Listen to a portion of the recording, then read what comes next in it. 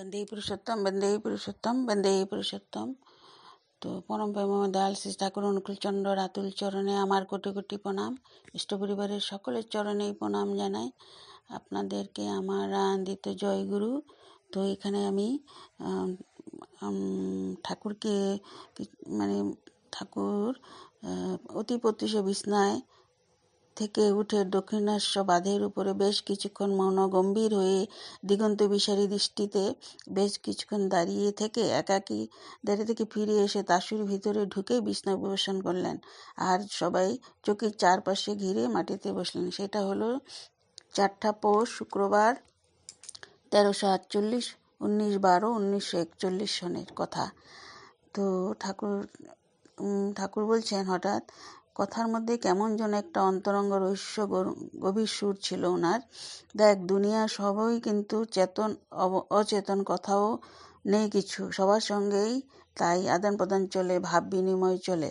আবার মাঝে মধ্যে আমার মনে হয় সবাই যেন মানুষ, গরু মানুষ, গাছ মানুষ, ঘাস মানুষ, চাঁদ মানুষ, সূর্য মানুষ, এমন কত কি।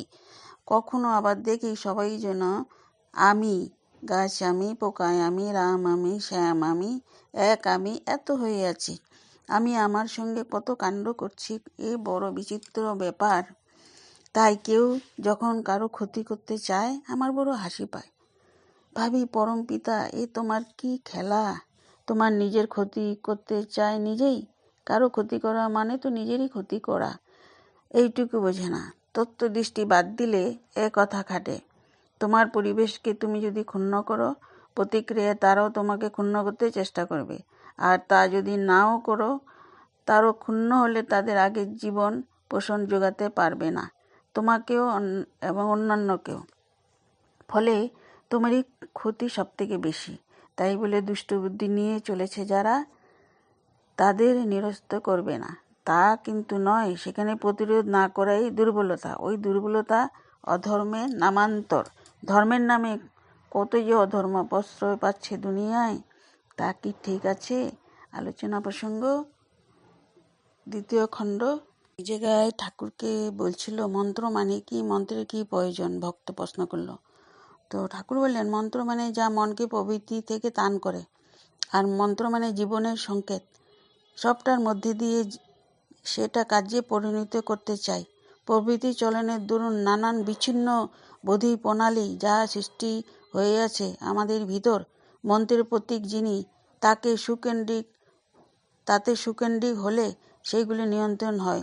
আনন্দমুখর অর্থ ভাবনা সমন্বিত মন্ত্র জপের ভিতর দিয়ে মানুষের অবচেতন মনের অনিয়ন্ত্রিত বহু কিছু উদ্ভাসিত হয়ে নিয়ন্ত্রিত হয়ে উঠতে পারে। শ্রী ঠাকুর এটা বলছিলেন। আলোচনা প্রসঙ্গ 20 খণ্ড। একটি ঘটনা বলছি। তো রেল বিভাগে কাজ করতো আসানসোলের এক সৎসঙ্গীর নাম হলো হরিসাধন। অন্যান্য সৎসঙ্গের মতন সেও মাঝে মাঝে ঠাকুর বাড়ি আসে। তবে তার চেহারা বেশভূষা ছিল অপরিচ্ছন্ন, সর্বাঙ্গে কেমন একটা বিষণ্ণ দারিদ্রতার ছাপ। কারোর সাথে বিশেষ কথা বলতো না। এসে ঠাকুর প্রণাম করে 2-1 বেলা আশ্রমে কাটিয়ে ফিরে যেত। শ্রী ঠাকুর তখন পাল্লার গিয়ে অবস্থান করছেন।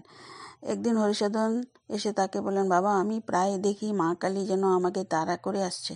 শুনে শ্রী ঠাকুর বললেন, এক কাম করিস, প্রত্যেক মাসে আমার জন্য ঝুড়ি ভর্তি তরকারি নিয়ে আসবি।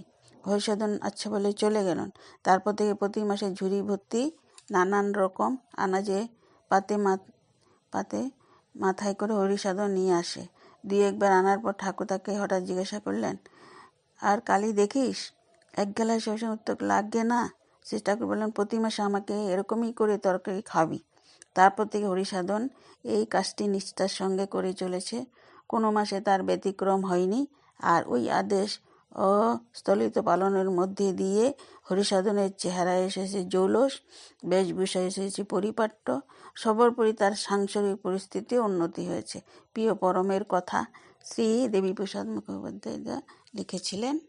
এক দাদা, প্রসাদ দাদা বলছিল, আমি ভালো ব্যবহার করা সত্ত্বেও কেউ যদি আমাকে পাত্তা না দেয়, সেখানে আমার করণীয় কি?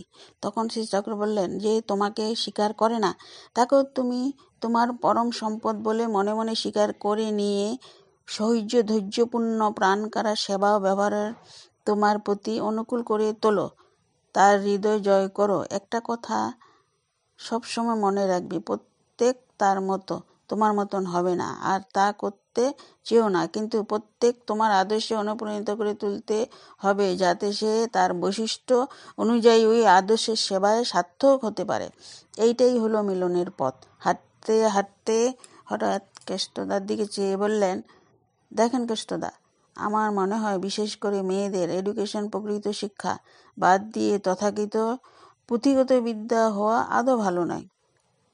সেবা যত্ন, আত্মনিয়ন্ত্রণ, গৃহস্থলী কাজকর্ম বাদ দিয়ে অমন্তর লেখাপড়া শেখায় সাধারণ জ্ঞান বা অনুসন্ধিৎসা ইত্যাদি নষ্ট হয়ে যায়।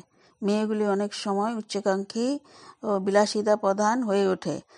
একটা শান্তির সংসার গড়ে তুলতে গেলে যে সূর্য, ধৈর্য, ত্যাগ, তিতিক্ষা, সন্তোষ লাগে, লেখাপড়া জানার অহংকারে তা অনেকখানি হারিয়ে ফেলে। সবারই যে এমন হয় তা নয়, কিন্তু অনেকেরই এমন হওয়ার সম্ভাবনা থাকে। স্নেহ, সুধা, রেণু এরা যে গ্র্যাজুয়েট তা এদের দেখে বোঝার জোরই নেই। সাধনাকে তো দেখেছেনই।